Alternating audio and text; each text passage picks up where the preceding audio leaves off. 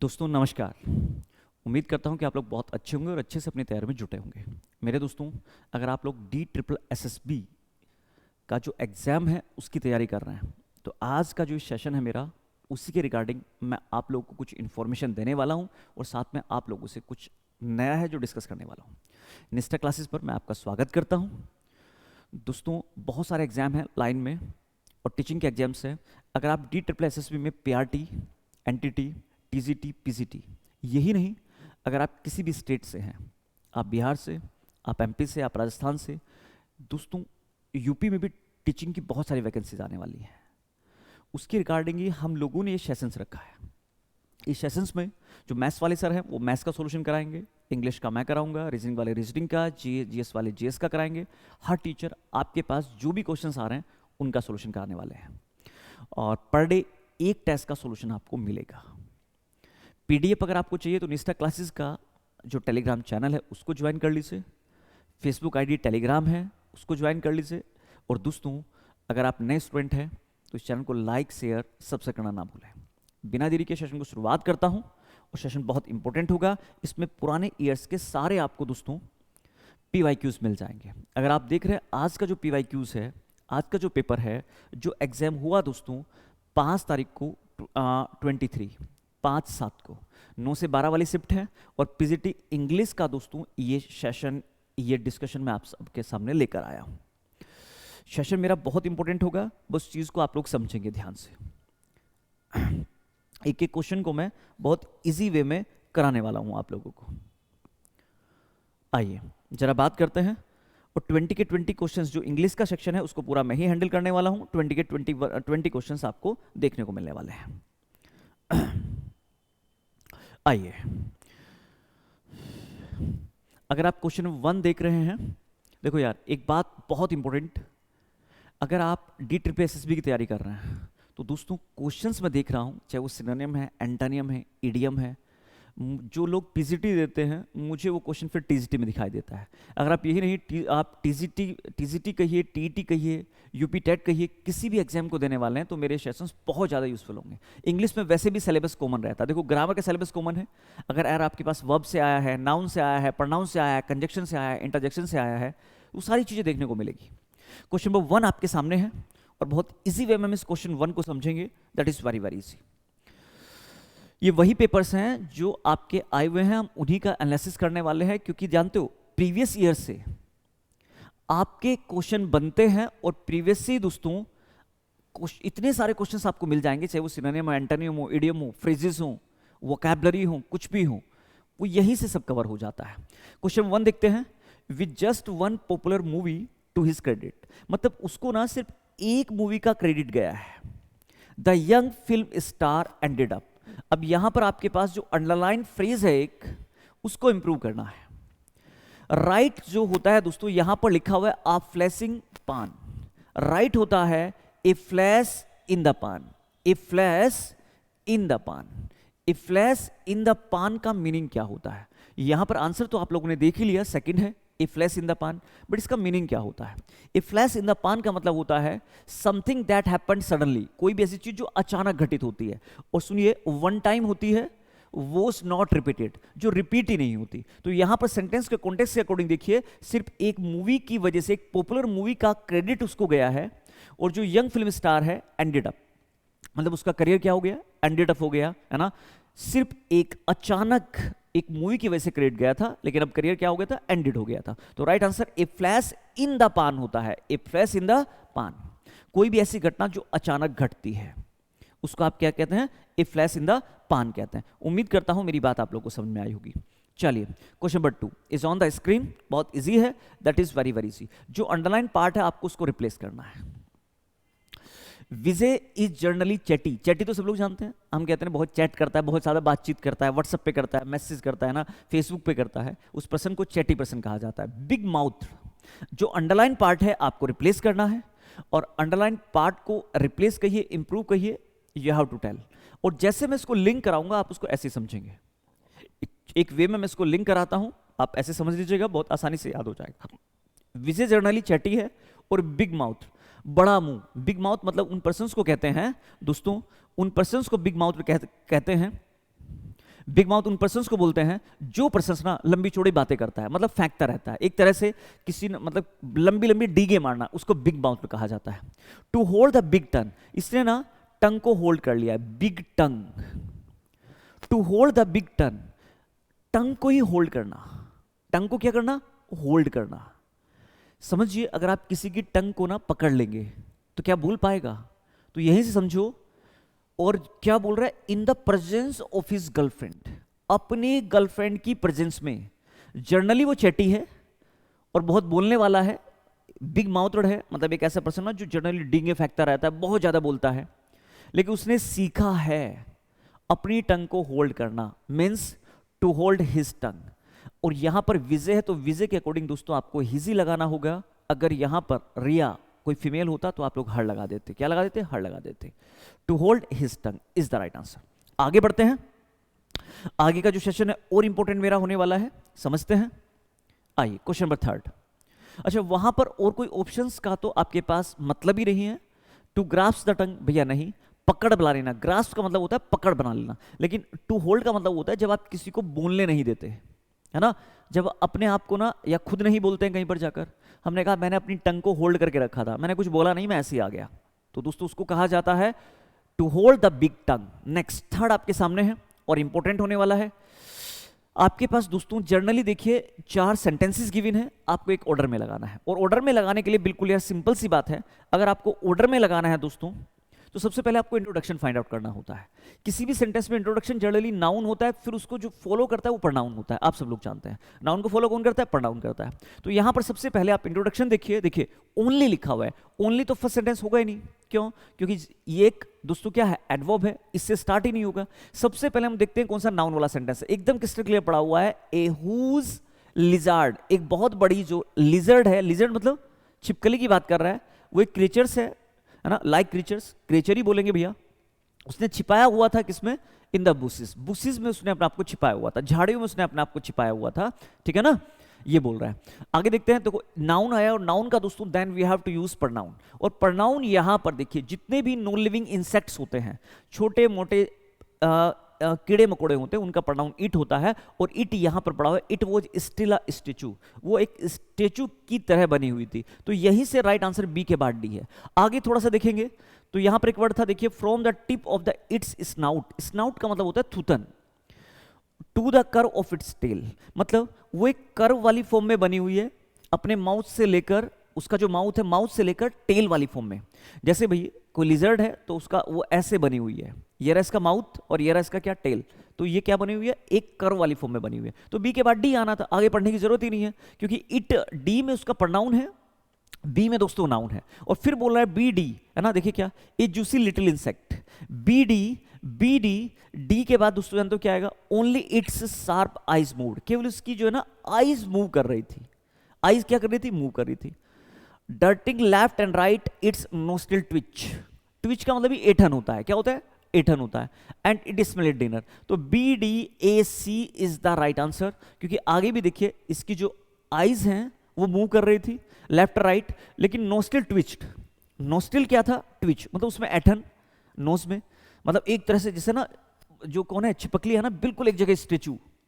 और ये smell, it smell dinner, इसने स्मेल किया किसका, डिनर का। और लास्ट में आप क्या रख देंगे दोस्तों, सी, ए जूसी लिटिल इंसेक्ट, ए जूसी लिटिल इंसेक्ट। जूसी समझ में आया, जूसी उन इंसेक्ट्स को बोला जाता है दोस्तों जनरल जिनके अंदर मांस वगैरह होता है, मतलब जैसे अगर हम बात करें किसकी, हम लोग बात करें फ्लाई, फ्लाई को जूसी इंसेक्ट नहीं बोल सकते, पतली सी है ना, मतलब वो क्रिएचर्स जिनके अंदर मांस वगैरह हड्डी वगैरह पाई जाती है, जूसी टाइप।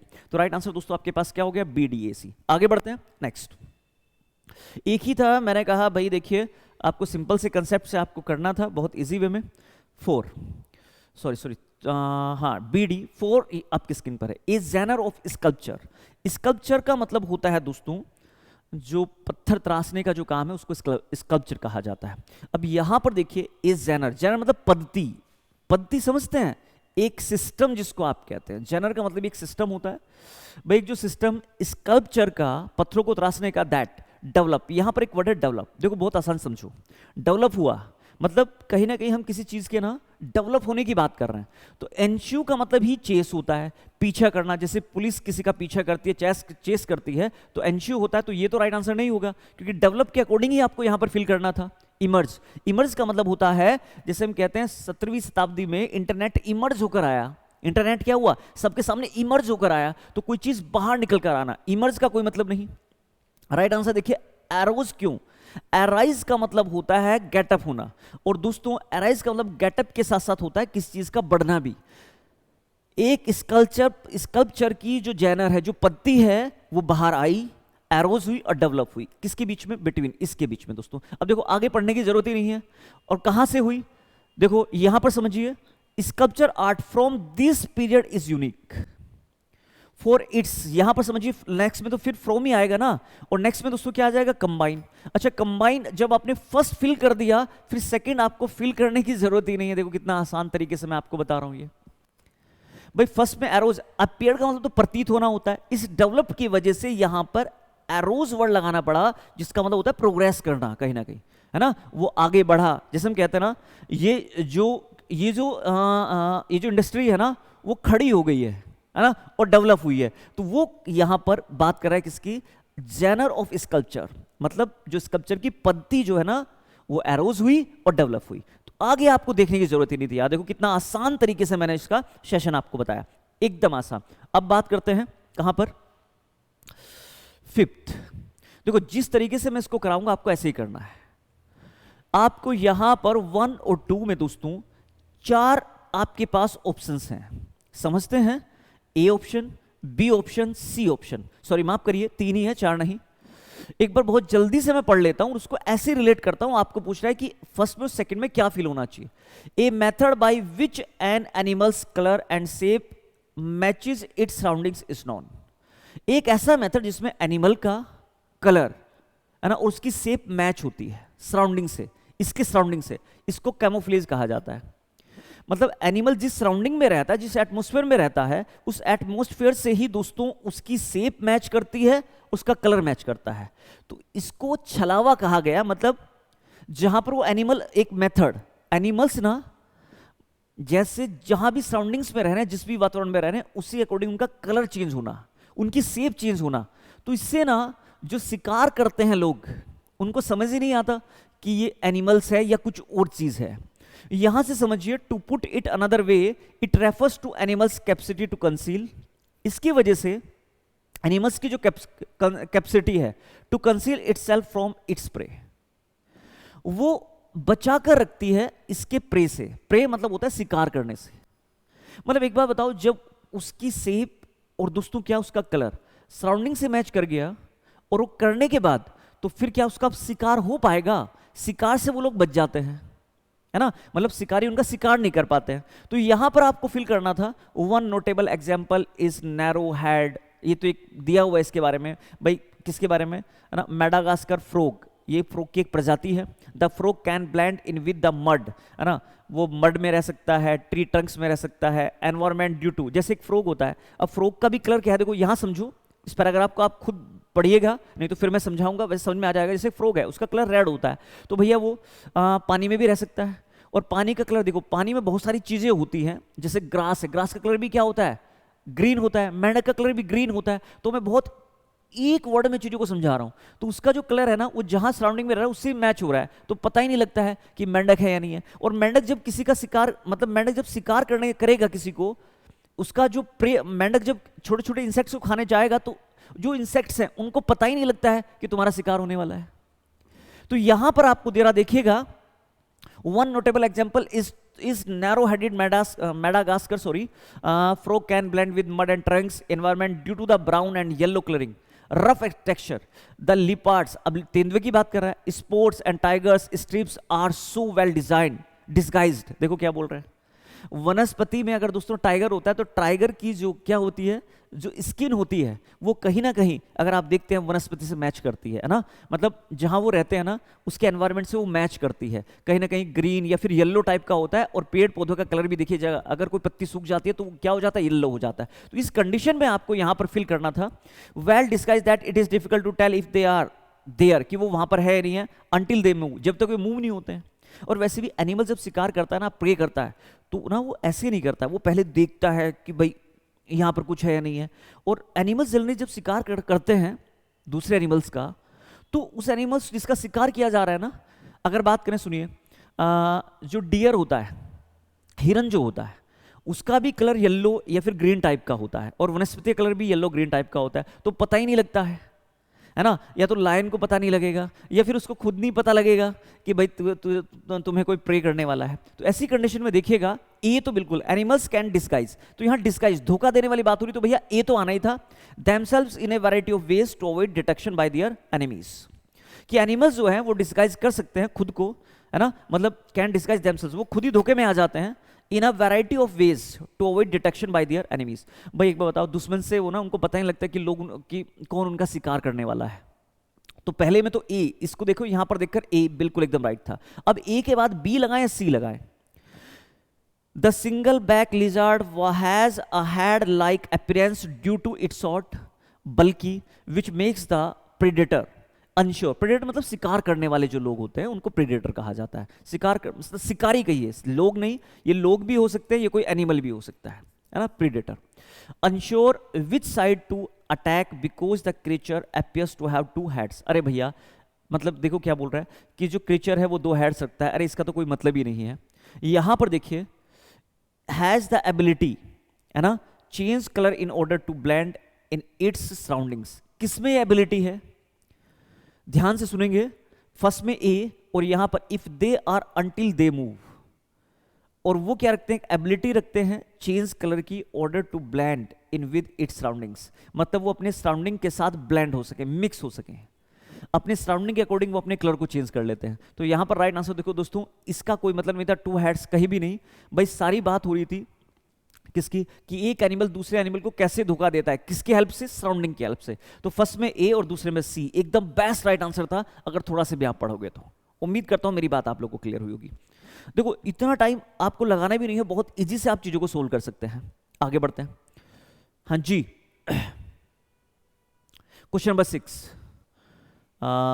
6 में आपको क्या करना है ना, देखिए एक नाम दिया हुआ है ना, स्यूरा ट्रीज फाउंड इन हिमालयाज। ये अब देखो इन चीजों पर ना टाइम खराब नहीं करना होता, एक ट्री का नेम है, कोई फर्क नहीं पड़ता। क्या पूछ रहा है एक बार समझिएगा। Some sentences are missing from the text. Select the text AD, the most appropriate sentence for gap 1 and gap 2. ये सेम क्वेश्चन वही है। Tree is found in Himalayas, high altitude, ठीक है, काफी ऊंचाई पे पाया जाता है ये ट्री, है ना, जो लिखा हुआ है CHYUR। हाँ जी, this tree can be found in places between, by इस हाइट के बीच में ट्रीज है। मीटर्स इन इवेल्युएशन, जो मीटर मतलब इवेल्युएशन किया गया है। In English it is known as the Indian butter tree, छोड़िए, इंडियन बटर ट्री के नाम से इसको जाना जाता है। इट्स बोटेनिकल नेम इज, ये लिखा हुआ भैया, नेम क्या है देखिए। The majority of can be found in the areas between the mountains region of, ये नेम है ऑफ, है ना, Kumaon in Uttarakhand, and valley of the, valley का नेम है हमारे पास Pithoragarh, and the borders of Nepal. सब कुछ एक्सप्लेन किया हुआ है। पूछ रहा है, देखिए यहां पर आपको फिल करना है, there are a few trees around Bhutan in the Tawang block of Arunachal Pradesh, the Chura are looks like an umbrella. उसके बारे में बताया कि ये ट्री अम्ब्रेला की तरह दिखता है। आप मुझे एक बात बताओ, फर्स्ट में क्या है? इट, अब ट्री है तो प्रोनाउन इट ही होगा। It makes a significant contribution to the prevention of landslides and soil erosion. मतलब ये चीज जो है ना, पर्याप्त रूप से इसका कंट्रीब्यूशन है, सिग्निफिकेंट रूप से इसका कंट्रीब्यूशन है कि लैंडस्लाइड को ये प्रिवेंट करता है। इसकी वजह से लैंडस्लाइड नहीं होती है और मिट्टी का कटाव नहीं होता है। अब इसको अगर आप ए है तो आप कैसे कन्फाइन करेंगे? सुनिए, यहां से आगे पढ़ते हैं। There are a few trees around, its fruit is plum, in the middle has a टुम्बी like shape at the ends. तो उसके शेप की ही बात चल रही है इसके अकॉर्डिंग। तो फर्स्ट में देखते ही बताओ, हम लोग ए लगा दें? ए बी सी डी तीन ऑप्शंस हैं। ए में लिखा है it makes a significant contribution to prevention, कहीं पर लैंड स्लाइड की बात हुई है पूरे पैराग्राफ में? बताओ कहीं पर भी देखिए।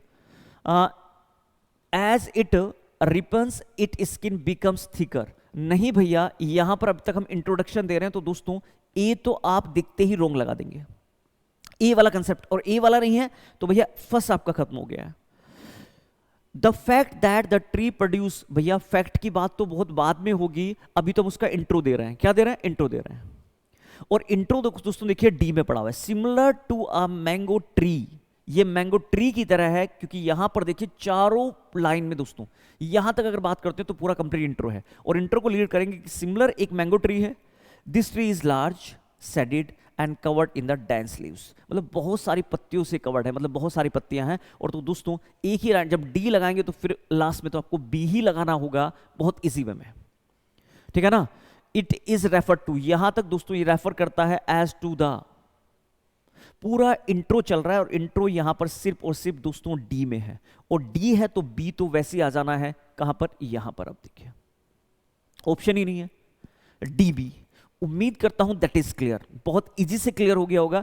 आगे को तो पढ़ने की नीड भी नहीं होती है अगर आप थोड़ा सा भी माइंड लगाते हैं दोस्तों, बहुत इजी वे में। Question number 6, sorry question number 7 is on the screen. 7 में आपको करना क्या है, एक बहुत इजी सा है, पैराग्राफ का इन्फ्रेंस आपको गिवन है। इन्फ्रेंस का मतलब होता है final conclusion. What did you get the paragraph, infer आपने क्या किया, आप किस कंक्लूजन पर पहुंचे। और इन्फर यहां पर देखिए क्या है, पॉलिटिकल इंटरफेरेंस इन एडमिनिस्ट्रेशन। भाई एडमिनिस्ट्रेशन में जो पॉलिटिकल इंटरफेरेंस होता है, ये दोस्तों ये जो कंक्लूजन निकल कर आया है अकॉर्डिंग टू कौन से पैराग्राफ, देयर आर 3 पैराग्राफ, तो आपको बताना है कि कौन सा पैराग्राफ क्या दे रहा है, इन्फ्रेंस दे रहा है। थोड़ा सा एक बार माइंड लगाइए, the evidence pertaining to political interference, यहां पॉलिटिकल इंटरफेरेंस था, ये बात हो रही है देखिए पॉलिटिकल इंटरफेरेंस की, ठीक है ना। मुझे बताओ इस पैराग्राफ में कहीं पर भी पॉलिटिकल इंटरफेरेंस की बात ही नहीं हो रही।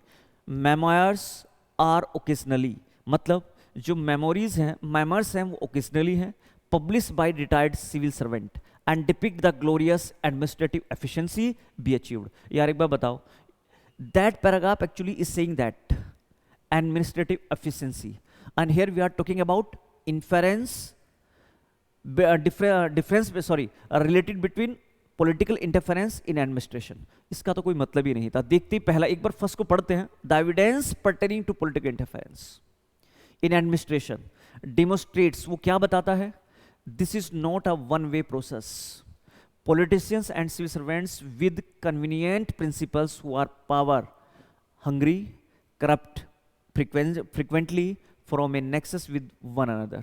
यार वो एक दूसरे से ना एक नेक्सस बनाया हुआ है और करप्ट की तरह जुड़े हुए हैं। तो यहाँ पर मुझे बताओ पॉलिटिकल इंटरफेरेंस ही तो है एडमिनिस्ट्रेशन में। भाई एक बार बताओ, जो लीडर्स हैं और कौन है, ऑफिसर्स हैं, दोनों के बीच में साठगांठ है, नेक्सस बना हुआ है करप्शन का, एक ही दिखते राइट आंसर लगा देते 1, कुछ भी नहीं सोचना था, बाकी किसी को टच भी नहीं करना था, कोई मतलब ही नहीं। आगे बढ़ते हैं, और इंपॉर्टेंट होने वाला है यार। एक एक क्वेश्चन को ना मैं बहुत अच्छे से आपको करा रहा हूं, बस चीजों को ध्यान से सुनना है, that is very very easy. तो 1 वहां पर राइट आंसर था। Next, the city of Boston a new memorial sculpture, sculpture मैंने अभी बताया है in honour of Martin Luther King. JR name है, नेम को तुरंत देखते अवॉइड कर दिया करो अगर आपको टाइम बचाना है। भाई नेम को क्या पढ़ना, देखिए ये किंग का नेम है, on Friday. The city of Boston a new memorial sculpture, आप बताइए एक्सपोज्ड। भाई एक्सपोज तो वैसे नहीं होगा, एक्सपोज तो हम कहते हैं इस केस में ना बहुत बड़ा एक्सपोजर मिला है, खुलासा जिसको हम लोग कहते हैं।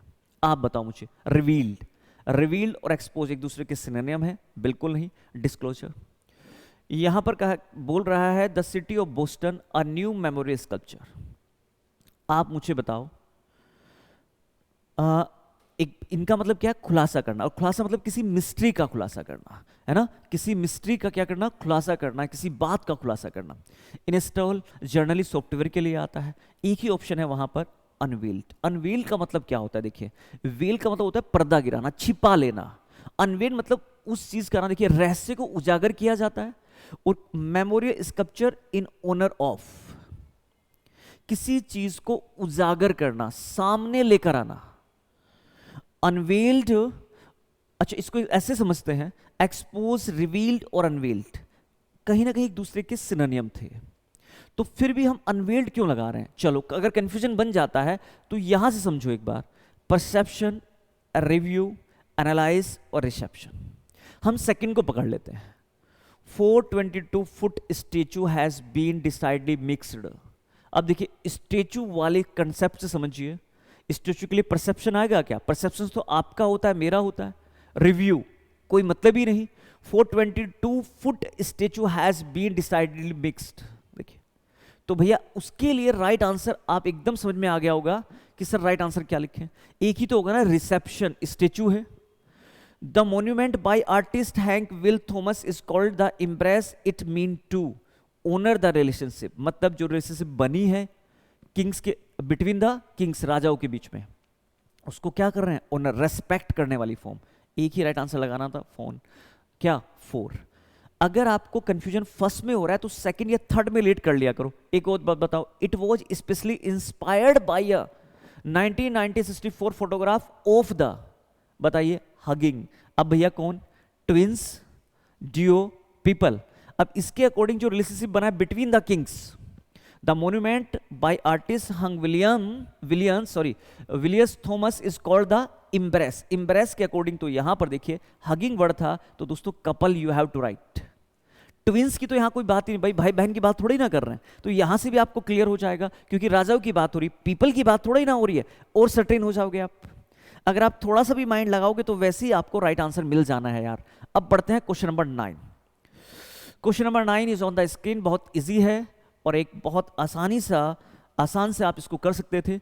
In the UN security council meeting, क्या हुआ भाई? यूएन में जो सिक्योरिटी काउंसिल मीटिंग हुई है, the issue of combating terrorism, जो टेररिज्म का है ना क्या था इश्यू था, वो is the elephant from the zoo which none of the members wanted to discussion. इसका मतलब समझते हैं। वैसे तो या द एलिफेंट फ्रॉम द जू, यही अपने आप में रोंग है। हमने कहा हमें इस टॉपिक पर डिबेट करना था, but this topic is the elephant in the room. The elephant in the room का मतलब होता है the issue of combating terrorism was the elephant from the जू, मतलब किसी चीज के ऊपर नॉट डिबेटेबल। जिस इश्यू के लिए हम लोग आए थे वही इश्यू हम लोगों ने डिस्कस नहीं किया, तो हम कहेंगे क्योंकि वो जो इश्यू है ना बहुत बड़ा है और एलिफेंट बिग होता है, तो this issue is the elephant in the room. Elephant in the room का मतलब ही होता है which none of the members wanted to discussion, मतलब जिस चीज के लिए आए थे वही डिस्कस नहीं किया, means that is a great issue. तो राइट आंसर दोस्तों यहां पर the elephant in the right जो इडियम होता है, the elephant in the room होता है। The elephant in the room, कोई बिग इश्यू होना है ना, क्या होना? एक ग्रेट प्रॉब्लम होना। तो राइट आंसर दोस्तों एकदम देखते क्लियर है, third is the right answer. Next question, हम कहते हैं दिस इश्यू, ये इश्यू ना इस समय सबसे बड़ा ग्रेट इश्यू है, तो वो रूम में ग्रेट एलिफेंट है, यूं कहिए एलिफेंट है। Next 10, change can inspire hope in people, in others it can determinately their health. अब हेल्थ की बात कर रहा है, किसकी बात कर रहा है? हेल्थ की बात कर रहा है, तो बहुत आसानी से आपको समझ में आ जाना चाहिए था कि राइट आंसर क्या होना चाहिए। Their mental health, the underlying factor that causes some people to cope with change is often their different cognitive strategy and ease of adapting to change। देखो यार सिंपल सी बात है कि चेंज जो है वो इंस्पायर होप है लोगों में, मतलब चेंज से लोग इंस्पायर होते हैं।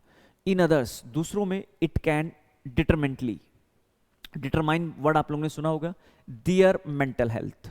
आप एक बात बताइए, द अंडरलाइन फैक्टर की जो फैक्टर एग्जिस्ट करता है, cause some people to cope with change in often their different cognitive strategy। जो स्ट्रेटजी है उसको क्या कर रहा है? डिफरेंट स्ट्रेटजी को बढ़ाने की बात हो रही, तो पॉजिटिव सेंस है या नहीं है? एंड ईज, और आसानी दे देता है खुद को चेंज करने की। आप मुझे बताइए निगेटिव वाला डिस्ट्रॉय तो वैसे ही खत्म हो गया। इफेक्ट या मोर, देखो कोप मोर विद, भैया अच्छे से क्या करना है? कोप अप करना है। Right answer is that better, कि कारण बन जाता है कुछ लोग ना कोप बेटर, वो अच्छे से दूसरों के साथ कोप अप करते हैं, कोप विद करते हैं, मैनेज करना। Change their different cognitive strategy, उनकी जो अलग अलग स्ट्रेटजी है वो दूसरों के साथ मैनेज करते हैं और इससे चीजों को अडेप्ट करने में आसानी हो जाती है। तो एक बार बताओ, बेटर के अकॉर्डिंग सिर्फ एक ही राइट आंसर आना था, इंपैक्ट। अच्छा यहां पर अगर आपने इफेक्ट लगा दिया, इफेक्ट और इंपैक्ट दोनों एक दूसरे के सिनोनिम है, फिर नेक्स्ट में मोर नहीं आएगा, कोप मोर विद, क्या आना चाहिए, कोप बेटर, अच्छे से। तो राइट आंसर दोस्तों C, third is the best answer. आगे बढ़ते हैं। 11,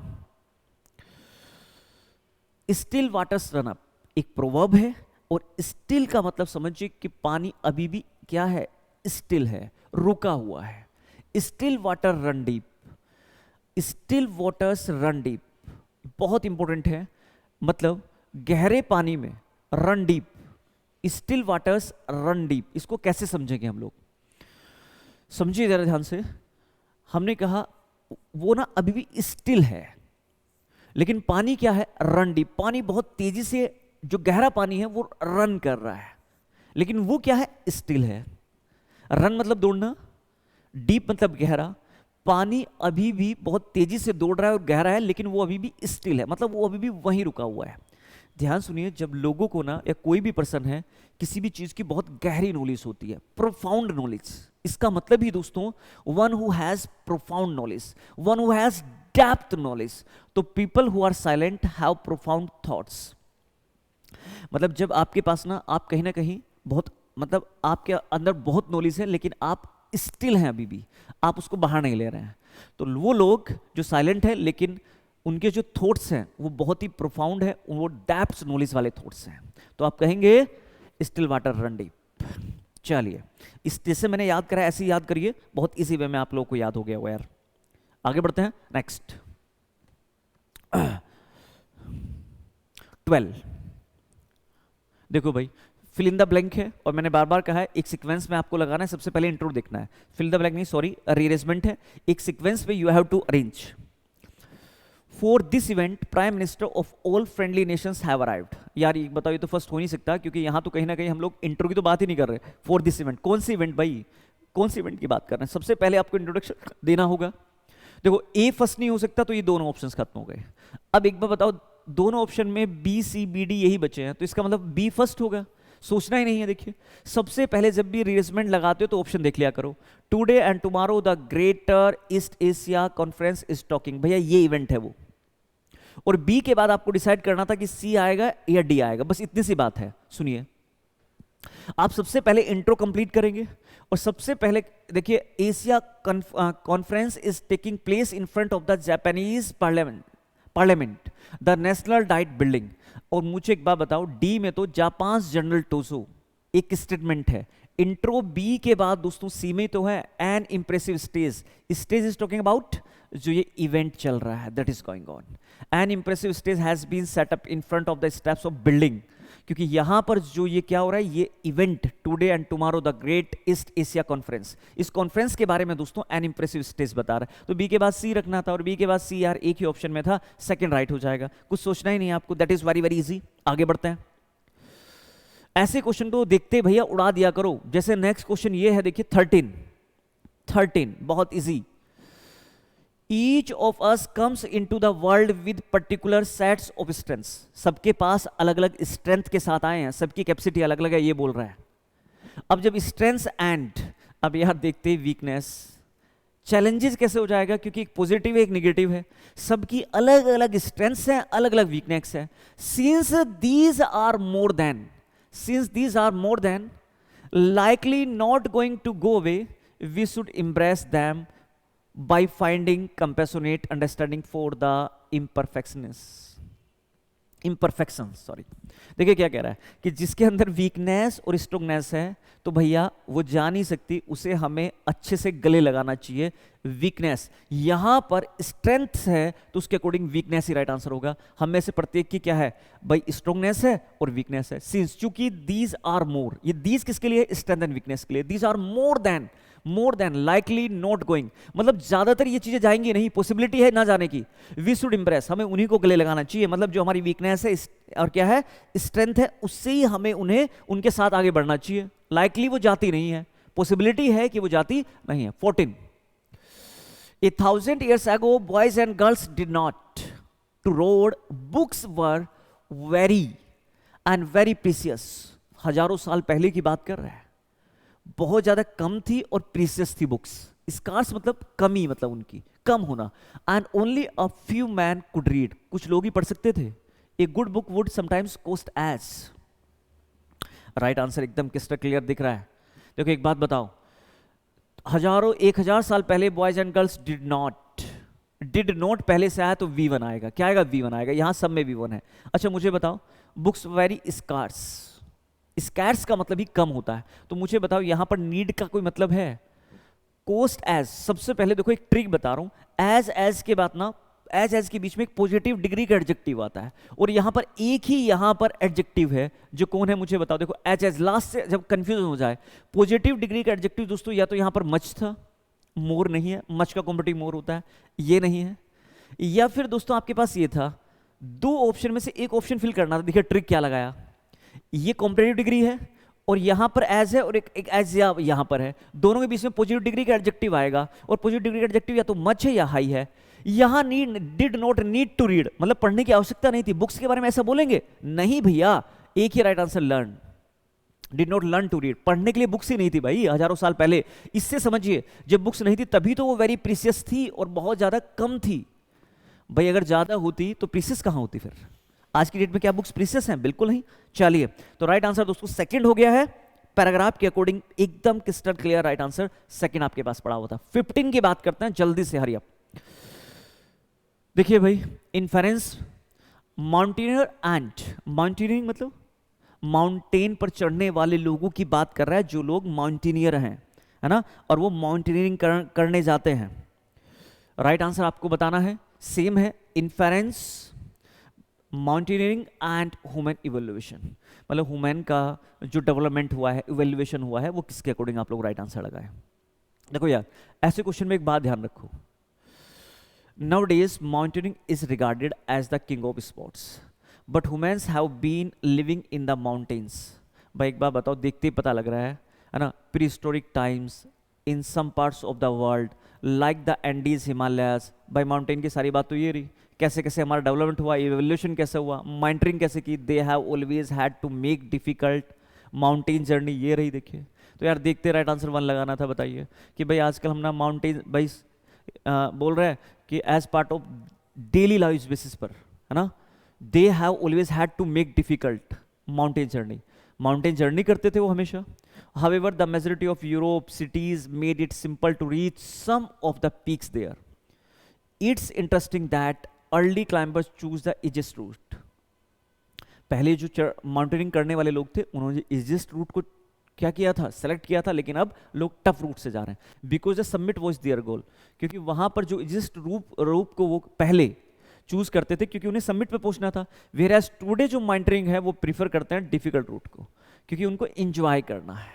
तो आप मुझे बताओ, ह्यूमन इवोल्यूशन और क्या माउंटेनिंग एक ही था? फर्स्ट देखते राइट लगा देते। यहां पर तो देखो आफ्टर एडवर्ड, ये तो एक पर्टिकुलर किसी पर्संस की जर्नी को डिफाइन कर रहा है, account of climb and fatal accident that occurred. भाई पर्टिकुलर किसी पर्सन की माउंटेनिंग जर्नी के बारे में थोड़े ना बात करेंगे, because the people in party rely in each other of their safety, they must climbing. यार एकदम देखते ही समझ में आ रहा है, इस सेंटेंस में पर्सन्स के डेवलपमेंट की, इवोल्यूशन की, ह्यूमन इवोल्यूशन की बात हुई है कि पहले क्या था और अब क्या है। One is the right answer. क्या? वन मतलब सेकंड राइट आंसर हो जाएगा। आगे बढ़ते हैं, क्वेश्चन नंबर 16। देखो यार इस पैराग्राफ को आपको, अगर आप खुद से 4-5 क्वेश्चन हैं और मुश्किल से हार्डली मैं 5 मिनट्स लूंगा, इस चीज पैराग्राफ को एक बार समझते हैं। While there is no denying, मतलब ये बात करने वाली तो बात ही नहीं है, that the world loves a winner। यार जो वर्ल्ड है वो किसको प्यार करता है? विनर को ही करता है।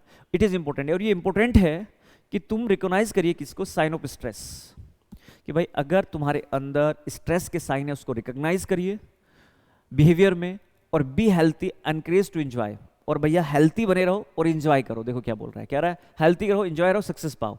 Stress can striking any time, stress कभी भी आ सकता है भाई, in a fashion that may leave you unaware of its presence in your life. कह रहे यार ये तो एक फैशन में है, ये कभी भी, है ना, it may leave you unaware of its presence in your life. भाई एक बार बताओ, मे लीव यू अनअवेयर, भाई आप इससे ना क्या होते हो? अनअवेयर होते हो आपकी लाइफ में जब इसकी प्रेजेंस होती है। While a certain amount of pressure is necessary. देखो कितनी अच्छी बात बोली है। हम एक काम करते हैं, पहले इसके ना साथ साथ मैं पैराग्राफ बढ़ा दूंगा। पहले हम क्वेश्चंस की बात करते हैं। आप लोगों को एग्जाम में भी ऐसे ही करना है जैसे मैं बता रहा हूं। अगर आप लोग ऐसे नहीं करेंगे तो फिर वो प्रॉब्लम वाली बात हो जाती है। पहले क्वेश्चन 1 पढ़ते हैं। देखिए, which of the following statement is incorrect according to the given passage. Incorrect आपको बताना है। आप मुझे बताओ, स्ट्रेस बोला है कि आपकी लाइफ का पार्ट है, बिल्कुल है। Pressure is necessary to certain extent, ये वाली बात भी देखो, मैं आपको दिखा देता हूं ये वाली बात कहां पर बोली है। यहां पर नोट ट्रू, यहां पर अभी बोला था कि जो स्ट्रेस है ना वो हमारी लाइफ का पार्ट है। हमारी लाइफ का क्या है, पार्ट है, वो कभी भी आ सकता है। यहां पर समझते हैं some presence in our life while certain amount of pressure is necessary for performance. भाई अगर हमें कुछ परफॉर्मेंस करना है तो हमें एक थोड़ा सा प्रेशर लेना पड़ेगा, वो ये कह रहा है। It is important to be able to recognise your individual limit. सबकी अलग अलग इंडिविजुअल लिमिट होती है, क्या लेने की, प्रेशर लेने की। Okay, for instance there are some individual, कुछ इंडिविजुअल लोग हैं who accept competition in healthy fashion, मतलब जो अच्छा खासा कंपटीशन लेने के लिए एबिलिटी रखते हैं। देयर आर अदर्स, कुछ दूसरे हैं who collapse into weeping wrecks before an exam on comparing mark sheets and finding that their friend has scored better। मतलब कुछ लोग हैं जो रोने लगते हैं पेपर से पहले ही, रैक्स बर्बाद कर लेते हैं सारी चीज को, और अपनी मार्कशीट को कंपेयर करते हैं अपने दोस्तों से जिन्होंने अच्छा किया है। Stress is a body reaction to any demands और चेंजेस इन इट्स इंटरनल और एक्सटर्नल एनवायरनमेंट।